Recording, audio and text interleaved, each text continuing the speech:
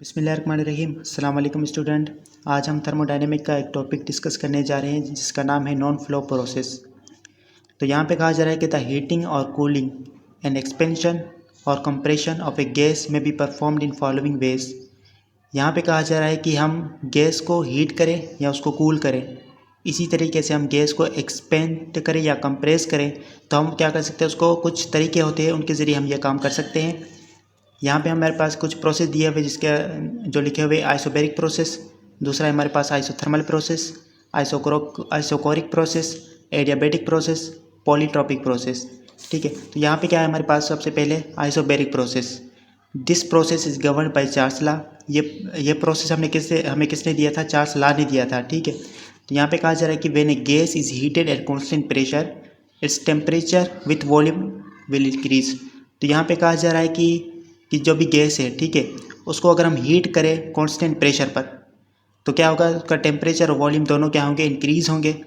अब देखिए कि आइसोबैरिक प्रोसेस होता है ना, उस पर क्या होता है कि जो प्रेशर होता है वो कांस्टेंट होता है। ठीक है, आइसोबैरिक प्रोसेस ऐसा प्रोसेस है जिसमें प्रेशर हमारे पास कांस्टेंट होता है। इसी तरीके से उसमें क्या होगा कि टेम्परेचर और वॉल्यूम दोनों इंक्रीज होंगे, तो उस प्रोसेस को हम क्या बोलते हैं? आइसोबैरिक प्रोसेस बोलते हैं। ठीक है, तो यहाँ पे लिखा हुआ है कंसीडर एक गैस ऑफ मास एम। हमारे पास एक गैस है जिसका मास क्या है? एम है, इन किलोग्राम। उसका यूनिट क्या है? किलोग्राम है। Being heated at constant pressure, और उसको हम कांस्टेंट प्रेशर पर हीट करते हैं फ्रॉम एन इनिशियल स्टेट 1। हमारे पास इनिशियल स्टेट उसकी 1 है और फाइनल स्टेट क्या है? हमारे पास 2 है। इसी तरीके से यहाँ पे कहा जा रहा है कि let P1, V1, T1 are pressure, volume and temperature at state 1। ठीक है, प्रेशर, वॉल्यूम और टेम्परेचर हमारे पास स्टेट 1 पर है। और सिमिलरली P2, V2, T2 ये सारे हमारे पास क्या है? प्रेशर, वॉल्यूम, टेम्परेचर है एट स्टेट 2। ठीक है, ये स्टेट 2 पर है। तो सबसे पहले हम क्या करते हैं, एक सिलेंडर बनाते हैं और एग्जाम्पल के थ्रू हम क्या करते हैं, इसको समझते हैं। तो यहाँ पे हमारे पास क्या है, मिसाल के तौर पर हमारे पास एक सिलेंडर है। ठीक है, तो ये हमारे पास क्या है? एक सिलेंडर है। अब यहाँ पे हमारे पास क्या है? ये इसके अंदर गैस है और इसको अगर हम क्या करते हैं? हीट करते हैं। ठीक है, इसको हम हीट करते हैं तो इसके अंदर जो हमारे पास यहाँ पे इसका वॉल्यूम पहले कितना था? P1 कितना था हमारे पास? मिसाल के तौर पर है 5 मीटर क्यूब। ठीक है, इसी तरीके से हमारे पास टेम्परेचर कितना है? मिसाल के तौर पर हमारे पास है 3 डिग्री सेंटीग्रेड। ठीक है, और यहाँ पे प्रेशर हमारे पास कितना है? प्रेशर P1 कितना है हमारे पास? 5 पास्कल। ठीक है, अब आइसोबैरिक प्रोसेस में क्या होता है कि प्रेशर तो हमारे पास कांस्टेंट रहता है, तो वॉल्यूम क्या होगा और टेम्परेचर दोनों इंक्रीज होंगे। तो पहले वॉल्यूम यहाँ तक था क्या? V1। इसी तरीके से जैसे आप इसको हीट करेंगे तो इसका वॉल्यूम क्या हो जाएगा? बढ़ जाएगा। यहाँ पे क्या हो जाएगा? V2 हो जाएगा। ठीक है, अब ये पूरा जो वॉल्यूम है इसका कितना हो जाएगा? 10, यह क्या हो गया? Metre cube. ठीक है, इसी तरीके से टेम्परेचर भी तो बढ़ेगा ना, तो वो कितना हो जाएगा? मिसाल के तौर पे यहाँ पे क्या था? 3 डिग्री सेंटीग्रेड था, अब वो हमारे पास हो गया 6 डिग्री सेंटीग्रेड। ठीक है, और प्रेशर हमारे पास कितना था? 5 पास्कल। तो प्रेशर कितना होगा? P2 कितना होगा? 5 पास्कल ही होगा, क्योंकि हमारे पास जो है ना वो प्रेशर कांस्टेंट है आइसोबैरिक प्रोसेस के अंदर। ठीक है, ठीक है, तो हमने क्या किया? एक सिलेंडर के थ्रू हमने इसको समझा। अब हम क्या करते हैं? आइसोबैरिक प्रोसेस का हम ग्राफ देखते हैं कि वो किस तरह से होगा। ठीक है, ग्राफ की अगर हम बात करते हैं तो ग्राफ के अंदर सबसे पहले हमारे पास क्या आते हैं? 2 ग्राफ। यहाँ पे हमारे पास क्या है? सबसे पहला जो है वो है PV। हमारे पास क्या है? PV diagram. ठीक है, हम क्या करते हैं? PV डायग्राम को देखते हैं। इसके अंदर देखिए कि यहाँ पे हमारे पास क्या होगा, इसका हम ग्राफ अगर हम बनाते हैं तो क्या होगा? ठीक है, यहाँ पे हमारे पास क्या है? प्रेशर है। ठीक है, और इसी तरीके से हमारे पास यहाँ पे क्या है? वॉल्यूम है। ठीक है, तो अब क्या होगा कि आइसोबैरिक प्रोसेस के अंदर क्या होता है? प्रेशर कांस्टेंट होता है, तो इसका डायग्राम किस तरह से बनेगा? यहाँ पे हम क्या करेंगे? सीधी लाइन जो है ना वो बनाएंगे।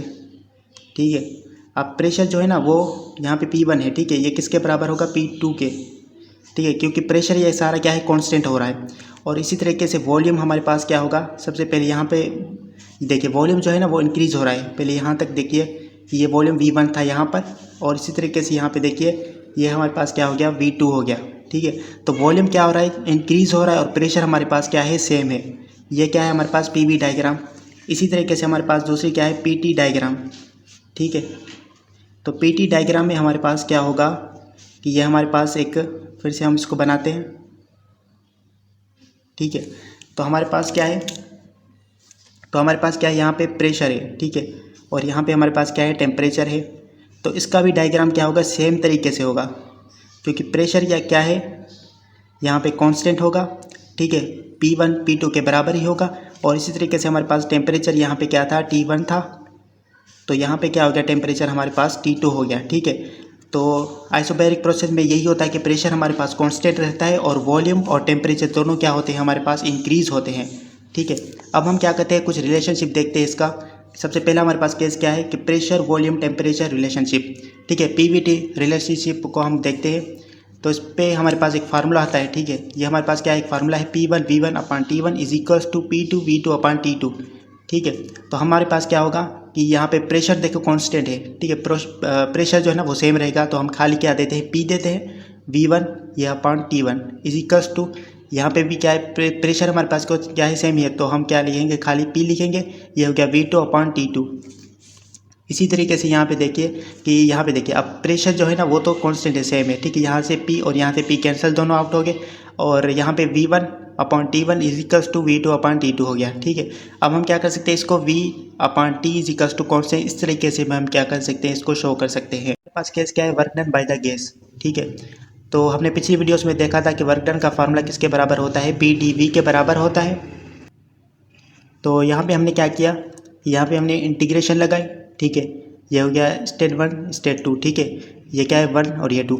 इसी तरीके से हम जब इंटीग्रेशन को छोड़ाएंगे तो ये क्या होगा, वर्क, ये क्या हो गया, स्टेट 1 से स्टेट 2 हो गया इज इक्वल्स टू, ये प्रेशर यहाँ पे, अब इसको हम बाहर निकालेंगे तो P हो गया और ऊपर ये हमारे पास क्या इंटीग्रेशन है 2 और नीचे 1, इसी तरीके से ये DV सेम हो गया।